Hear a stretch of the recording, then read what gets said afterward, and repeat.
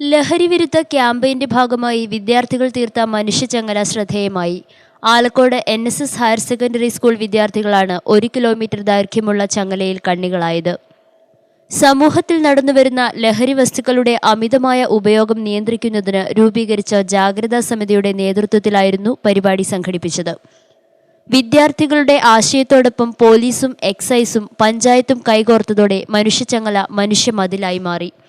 സംഘാടകർക്ക് പിന്തുണയേകി ചുമട്ടുതൊഴിലാളികളും ഡ്രൈവർമാരും വ്യാപാരികളും യാത്രക്കാരും അണിനിരന്നതോടെ പരിപാടിക്ക് കൊഴുപ്പ് വർദ്ധിച്ചു.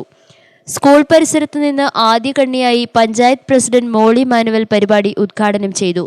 ആലക്കോട് SI TV അശോകൻ അവസാന കണ്ണിയായി മനുഷ്യചങ്ങലയിൽ അണിചേർന്നു.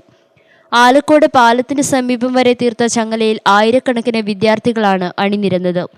ലഹരി വിമുക്തമായ പുതുലോകം പടുത്തുയർത്താൻ ഒരുമിച്ച് അണിനിരക്കാമെന്ന പ്രതിജ്ഞയും ചൊല്ലിയാണ് പരിപാടിക്ക് സമാപനമായത്.